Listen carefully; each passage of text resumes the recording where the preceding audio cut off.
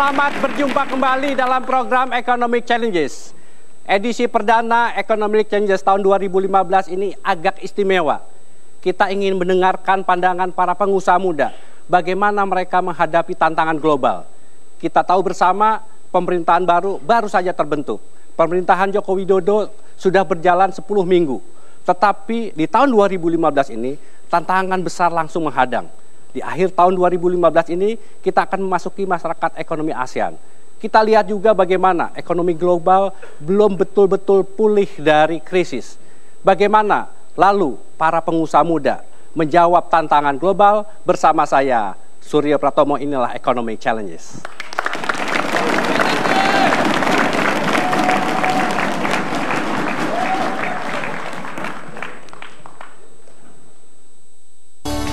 Sosiolog David McLellan mengatakan sebuah negara baru bisa disebut negara maju jika memiliki sedikitnya 2% pengusaha dari total populasi penduduknya. Berdasarkan data terkini, Indonesia belum mencapai angka itu. Kondisi ini tertinggal jika dibandingkan dengan negara tetangga seperti Malaysia, Thailand, dan Singapura yang sudah memiliki lebih dari 4% pengusaha. Apalagi jika dibandingkan dengan Amerika Serikat dan Jepang yang memiliki pengusaha lebih dari 10% populasi penduduknya. Lalu, apa yang salah dengan sedikitnya pengusaha Indonesia saat ini? Beberapa faktor disebut menjadi penyebabnya. Pola didik anak, baik di rumah maupun sekolah, yang lebih mengarahkan anak-anak sebagai calon pekerja daripada calon pengusaha. Kurikulum pendidikan yang tidak memasukkan unsur kewirausahaan dalam pendidikan nasional, kurangnya keberpihakan perbankan, juga dituding menjadi salah satu penyebab rendahnya jumlah pengusaha nasional kita. Celah inilah yang melahirkan Himpunan Pengusaha Muda Indonesia sejak tahun 1972. Lebih dari 40 tahun pengusaha muda Indonesia berhimpun untuk saling membantu dan menguatkan satu sama lain. Berbagai kiprah terus diupayakan untuk mencetak pengusaha nasional handal yang bisa berusaha di tengah iklim usaha yang belum menguntungkan. Kiprah pengusaha muda ini pun tidak lepas dari berbagai pandangan sinis yang menilai Himpunan Pengusaha Muda ini tidak lebih daripada kumpulan anak-anak pengusaha yang masih belum benar-benar berdiri di atas kaki sendiri. Tantangan bagi HIPMI ini pun masih ditambah dengan tantangan dan ancaman yang juga harus dihadapi para pengusaha nasional senior. Masih buruknya infrastruktur, mahalnya biaya energi, dinamika perburuhan, ekonomi biaya tinggi, dan segudang persoalan lain yang harus dihadapi pengusaha. Pepatah Tiongkok mengatakan setiap tantangan atau ancaman sebenarnya seperti sekeping mata uang dengan dua sisi yang akan memberikan peluang di sisi lainnya. Inilah sesungguhnya yang membedakan seorang pengusaha dengan bukan pengusaha. Seorang pengusaha sejati selalu melihat tantangan sebagai peluang. Tantangan mulai efektifnya masyarakat ekonomi ASEAN di ujung tahun ini, masih buruknya ekonomi Eropa dan lambatnya ekonomi Amerika, Tiongkok, dan India seharusnya tidak membuat pengusaha Indonesia berkecil hati. Setiap pengusaha, apalagi pengusaha muda, harus berani dengan jelas melihat setiap peluang yang terbuka. Apalagi pemerintahan Joko Widodo saat ini bertekad memperbaiki keadaan, mulai dari masalah infrastruktur, energi, kemaritiman, agraria, hingga masalah korupsi akan segera diperbaiki. Disinilah peran strategis HIPMI sesungguhnya terletak. Dengan Himpunan Pengusaha Muda Indonesia yang kuat, pada akhirnya kita bisa mengatakan, pengusaha muda Indonesia bukanlah jago kandang.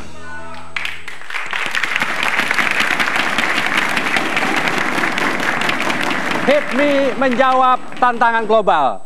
Kita ingin mendengarkan pandangan dari para calon kandidat Ketua Umum HIPMI.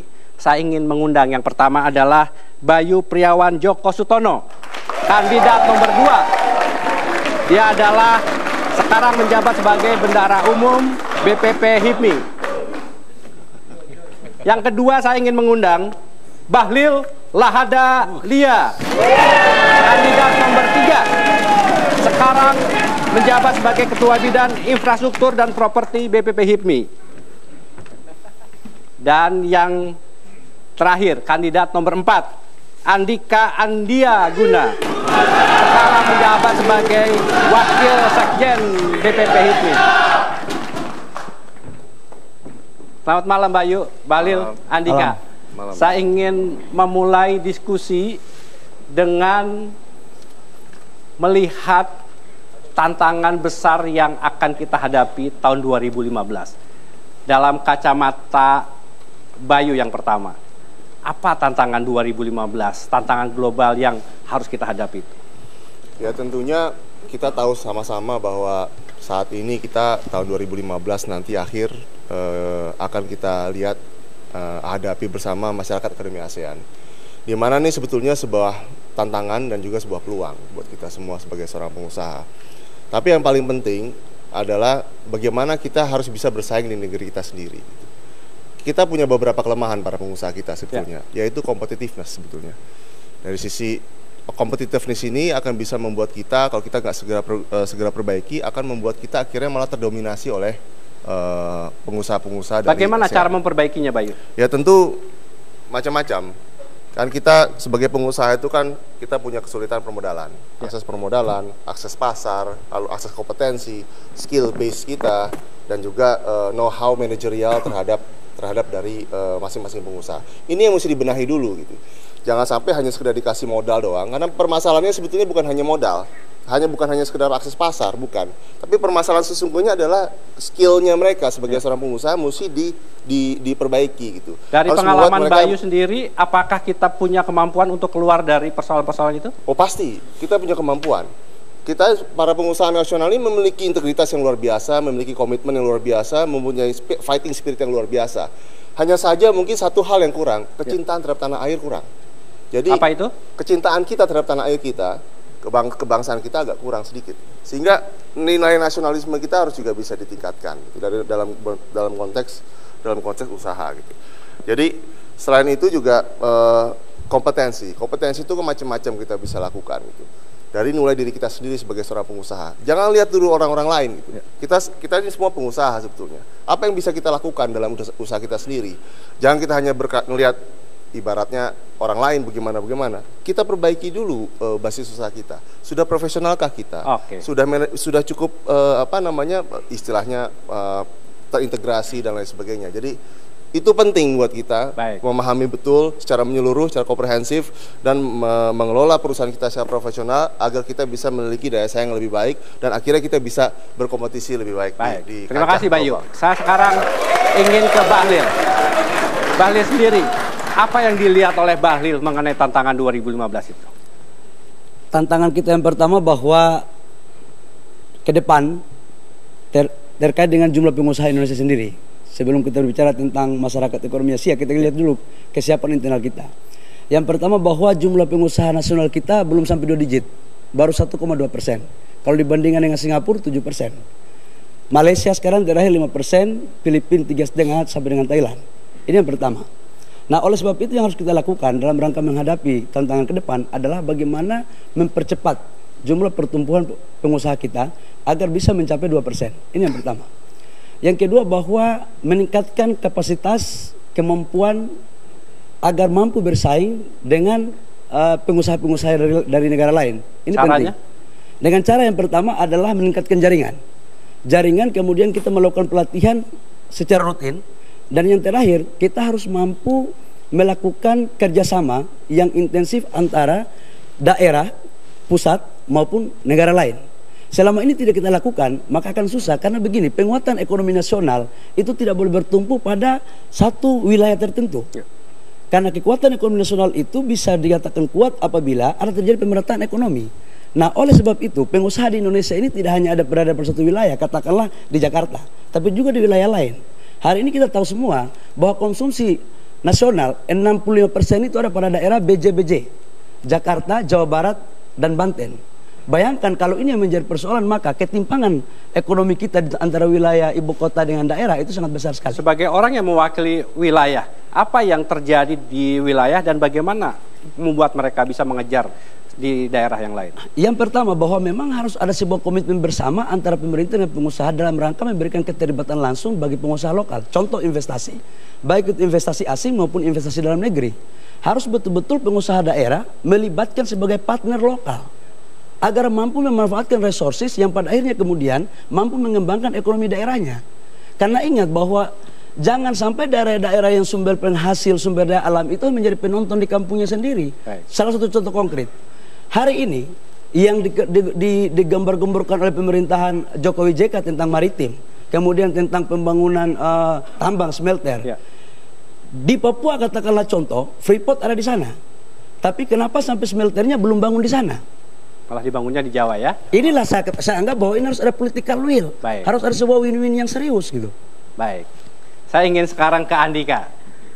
Setelah mendengarkan apa yang disampaikan Bayu dan Bahlil, Andika setuju dengan pandangan mereka atau sebetulnya melihat dari sisi yang lain? Saya sependapat, tapi saya juga ingin menambahkan. Mungkin tadi belum disinggung oleh kedua sahabat saya. Jadi kalau melihat sekarang keadaan dunia global, memang kondisinya pertumbuhan perekonomian di Eropa, Amerika maupun Cina masih melambat. Karena ini juga mempengaruhi pertumbuhan ekonomi di Indonesia. Indonesia sendiri tahun 2015 masih bertumbuh di kisaran sekitar 5,6%. Ya. Dan ini perlu disiasati untuk supaya menggerakkan roda-roda perekonomian bisa lebih bergairah lagi. Baru-baru ini Presiden Jokowi dan pemerintah yang sekarang ini mengurangi subsidi BBM. Harapannya tentunya ke depan ini dapat dialokasikan untuk membantu percepatan infrastruktur di daerah. Karena mau tidak mau dengan percepatan pembangunan infrastruktur di daerah ini akan ikut mendorong pertumbuhan ekonomi yang ada di Indonesia. Bagaimana menumbuhkan pengusaha-pengusaha di daerah yang tidak kalah dengan pengusaha-pengusaha di Jawa dan di Jakarta? Saya pikir sekarang di luar Jawa sudah cukup banyak pengusaha-pengusaha daerah yang maju. Ya, salah satunya sahabat saya ini Pak Bahlil ya. Jadi memang sekarang teman-teman di daerah sudah bisa memahami lebih jauh tentang potensi yang mereka miliki. Dan inilah yang harus dilihat oleh para pengusaha di daerah, bahwa sekarang itu potensi dan sumber daya yang ada di daerah ini harus benar-benar bisa dioptimalkan oleh teman-teman yang ada di daerah. Di mata Andika, masyarakat ekonomi ASEAN itu sebetulnya kesempatan, peluang, atau sebetulnya ancaman? Sebenarnya ini peluang. Ya, karena dengan bergabungnya Indonesia menjadi satu kesatuan masyarakat ekonomi ASEAN, tentunya ada pasar baru. Baik. Ya, ada pasar baru, ada peluang baru. Tinggal bagaimana kita meningkatkan daya saing kita. Memanfaatkannya ya. Baik. Betul. Kita telah dengarkan pandangan mereka mengenai apa tantangan. Nanti kita akan coba gali lagi. Tadi Bahlil sudah menyampaikan persoalan bagaimana keseimbangan pembangunan infrastruktur daerah. Tadi Bayu juga menyampaikan persoalan inefisiensi. Apa peran yang bisa dilakukan HIPMI untuk memperbaiki pembangunan infrastruktur? Tapi kita harus jeda terlebih dahulu, jangan kemana-mana. Tetaplah di Economic Challenges.